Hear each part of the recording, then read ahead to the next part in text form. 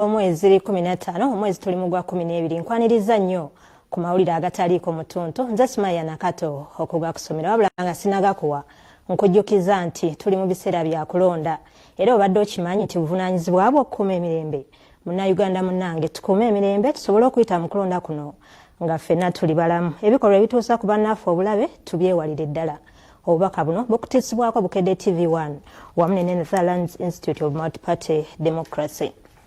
Agataliko mutuntu tukatatandike ne bamulekwa abalaajanidde Lieutenant Colonel Edith Nakalema okubataasa ku mbaka Keva Kiwanuka akozesa poliisi okubatulugunya okubanyagako ettaka lyabwe lye bagamba nti kitaabwe yabalekera. Ettaka lino liwezaako yiika 235. Derisa Guluddene yaleka abaana abasoba mu 20 era nga yabazaala mu bakyala ab'enjawulo.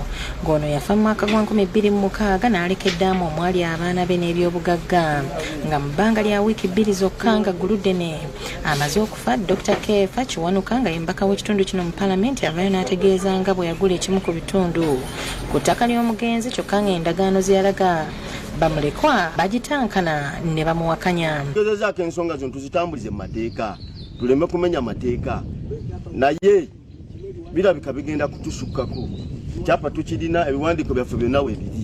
Mu mwaka gwa 2012 bamulekwa baasalawo ensonga okuzitwala mu kkooti ekibuga nga kati ebbanga lya myaka 8 omusango tegusalwanga era nga baakagukyusizaako abalamuzi 5 ekitabudde oluvannyuma lwa kkooti okulagira enjuyi zombi okukozesa ettaka lino kyokka nga bamulekwa bo bwe bagezaako okulikozesa omubaka Kiwanuka Kefa abagulako omusango. Bwatugulako emisango wano ku poliisi batwala ne basiba netuvaayo tudda mu kkooti tayagala gigondera kiragiro kye yayisa ati asazeewo ayagala alisibe lwa mpaka. Omusasi waffe watuukiridde omubaka Kefa ayogerwako annyonnyodde bw'ati ku mbeera eno. Bampita ewaabwe tugende tuteese basooka ne bampita mu 2007 nga bakabatwala mu kkooti ne bagamba nti tuteese okwandibadde ng'okuteesa bakadde baabwe bagamba nti Kefa tutegedde ettaka waligula ne baŋŋamba nti baagala ettaka tubagabanire wakati mbaweeko atirisi hafu nabo nange nsigaze hafu kyenagaana naye ate n'ekirala siraba nze kiki kibatawaanya kubanga kati ŋŋenda kulisiba era ŋŋenda kubanga ndikozesa bwe bali banga balina ebirala bye baleese oluvannyuma ne bagamba nti kakati omusango gunsinze kale byenkoleramu bali bitwaliramu. Mu ngeri y'emu waliwo abooluganda abavuze kati ebifuba bibabugume ng'entabo eva ku omu ku booluganda ebigambibwa nti yadda ku ttaka ly'ekijja n'alitunda nga bano beerumiriza buli omu nga bw'ali omunnanfuusi.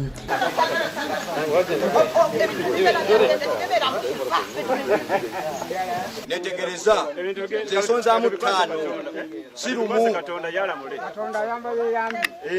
Embeera n'ebadde ku kyalo Kitukulwe mu munisipali y'Ekira mu Wakiso mu lukiiko olukubiziddwa ssentebe w'ekyalo Fred Mukasa oluvannyuma lw'enjuyi zombi okwekubira enduulu mu kakiiko ke nga balaga obutali bumativu.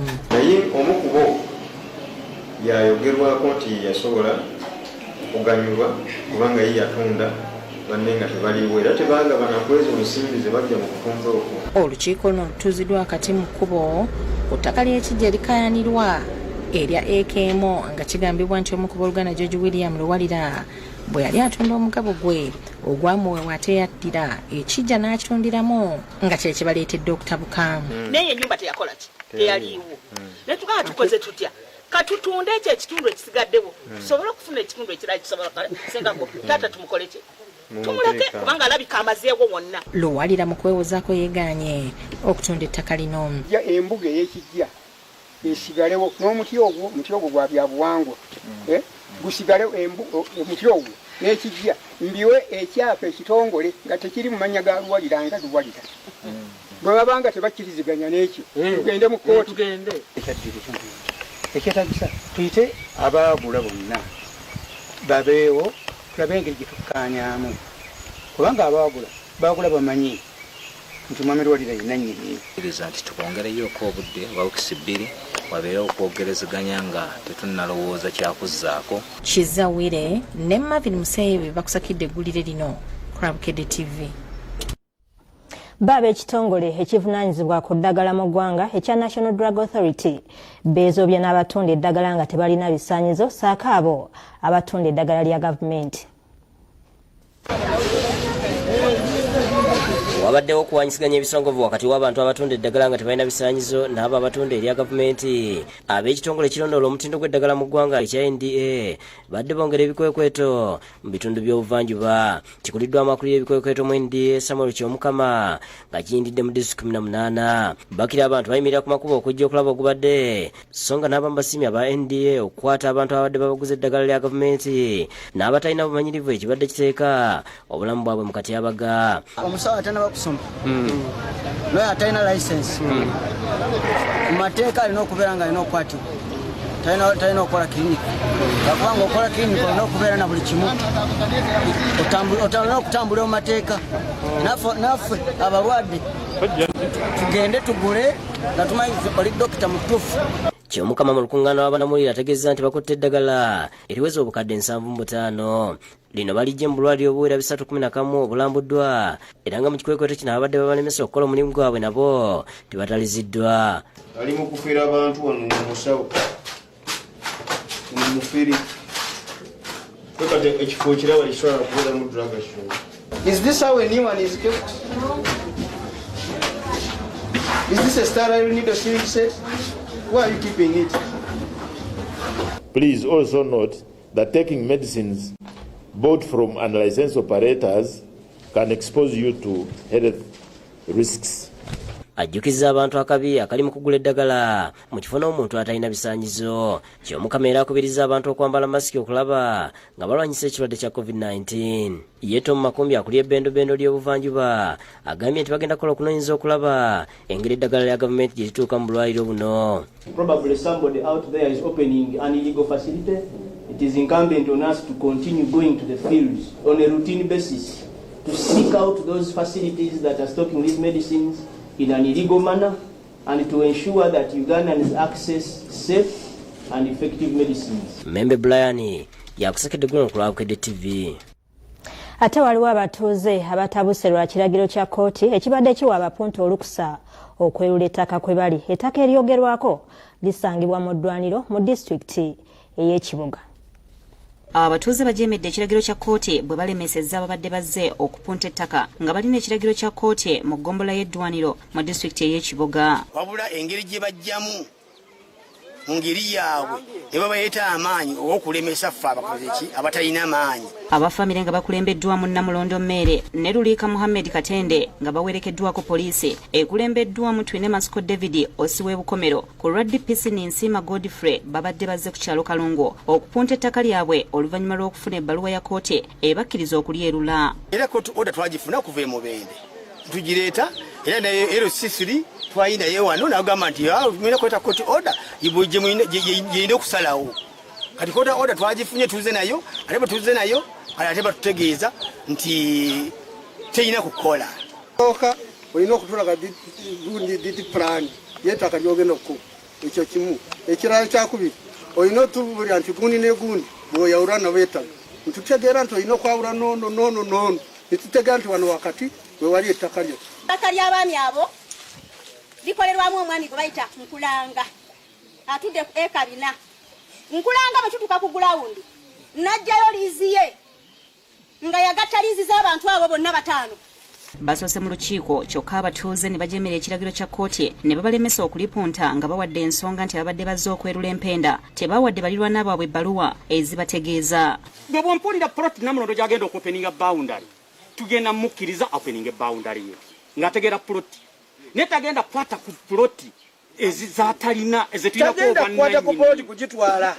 Excuse me. Kakati ndaba ate nga nze oli bw'anaabagula empenda omupunta najja n'atuuka ku ewange nabo n'apimawo ndaba nga kijja kuba kintataaganyiza nga kiki nze ng'omutuuze. Tuyite banannyini mataka ne balooya baffe babeerewo bakwatagane n'ebiwandiiko ebyo bye mutuleetedde wano nga ddala bituufu. Ekyo we tukuba ettaka tetuli tutte lisigaddewo gwe wandiika biki nawe ogende muki mu kkooti we mulugunyira kkooti yaddemu okusazaamu bye tuba tukoze eki. Ab'ettaka lino bagamba nti balifuna mu 1999 nga lyali lya Muhammadu Mutyaba nga lisukka mu yiika 3. poliisi y'ekiboga ne bukomero balemereddwa okukola obwenkanya ku kooti hoda gye twafuna okuopeninga boundary omuli ebbaluwa ya minisita Betty Kamya, Uganda Police Land Protection Kibuli balemereddwa. Bwe kyogeddeko n'abafamire bano ne prida waabwe Tabwenzije Damweni balina bye batubuulidde ku ttaka lino ne balambika ekiddako. Jemedde kooti ekiragiro kya kooti naye bw'ojemera ekiragiro kya kooti ate amateeka tegakuleka bw'otyo era galina okukukwata baani abajemye era bagenda kunoonyezebwa abakwate. Mulina ba lawyers ne bano balina ba lawyers so kitegeeza ba lawyers bajja kuddayo mu ki Jimmy Semugabe yakusakidde eggulire lino ku Lwabukedde TV. Ate ab'ekitongole ekivunaanyizibwa kusolooza omusolo mu ggwanga ekya Uganda Revenue Authority balabudde abantu abeenyigira mu kusima zaabu mu disitulikiti ey'e Kasanga ku butasasula misolo nga kino kiviiriddeko gavumenti okufiirizibwa ssente eziri eyo mu buwumbi nga kati basabye abantu bano nti kyekiseera okutandika okusasula ssente zino. Abakungu okuva mu kitongole ekiwoza omusolo mu ggwanga ekya URA nga bakulemiddwa mu maneja w'emisolo gya Mirusinyi batuze mu biro bisimibwa mu zaabo Kasanda okulaba engeri emirimu gye gikolebwamu. Ssenyonja atubulidde nga bakuze okunoonyeza ku birombe bino ne bakizula nti waliwo ssente nnyingi ezigibwa mu kusima zaabo wabula gavumenti erina kyamanyi kyefunamu olw'abantu bano obutasasula misolo. Ensimbi eziri wano nnyingiko era abantu abali mu mulimu guno bayinza okuba nga bafuna kiwanvuko okusinga ku balala. Ono atubulidde gyemu ku misolo abalombi bano gye bateekeddwa okusasula okusinziira ku mirimu egy'enjawulo gye bakola. Basasule omusolo ogwa income tax abanaabagwa mu kkowe ya VAT oba value added tax nabo banasasula omusolo gwa VAT era tujja kubawandiika. Ssente b'olukiiko olugatta abasimbi ba zaabu mu kirombe ky'ekisiita gold mining kyambadde ali agamu kyesiira gavumenti ekomye okubaganya bannansi mulimu okusima zaabu nga abazungu mwaganya kuba n'obalina obusobozi okusima zaabu mu bbanga lya myaka 2 basobodde okunganya zaabu kila 40. Kitegeeza nti ffe baatizano tuli bakozi era twalietaze gavumenti etujjeko erinnya lya legal miners ekitume bali legal so si illegal.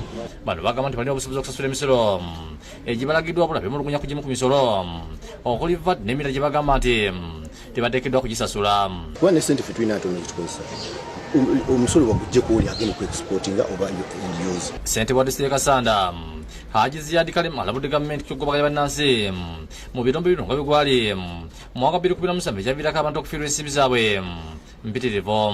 Bukyanga babagoba ne bali ababagobesa tebalina kintu kyabwe kye baali bakozeewo yadde okusima ku boodi n'akamu n'akeddagala kati waayonooneka dda waafuka dda matongo. Akulira poliisi evunaanyizibwa ku by'obugagga eby'omutaka mu bitundu ebyo Kabwigo Kenneth avumidde ebikolwa ebyokunona obutonde bw'ensi ebigenda maaso mu bitundu bino olw'abantu abasima zaabu nga tebayise mu mateeka.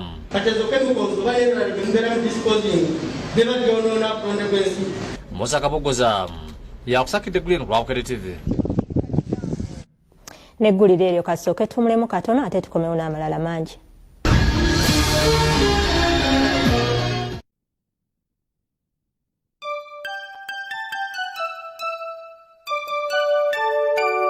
We wish you a Merry Christmas. We wish you a Merry Christmas. We wish you a Merry Christmas and a Happy New Year. Good tidings we bring to you and your kin. We wish you a Merry Christmas and a Happy New Year.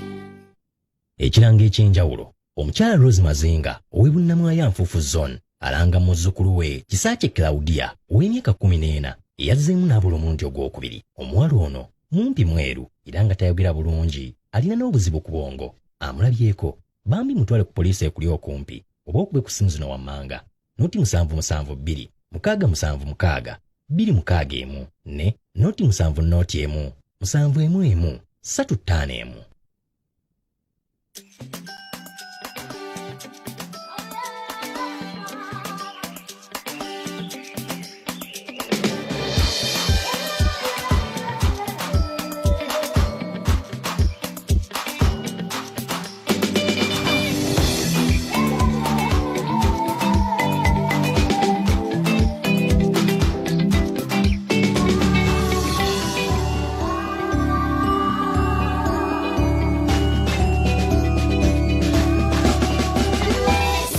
Celebrate what it means to be Ugandan by rewarding your family and friends with a Pepsi today. Spread joy and crown your celebrations with more than just a feeling. Pepsi, for the love of it.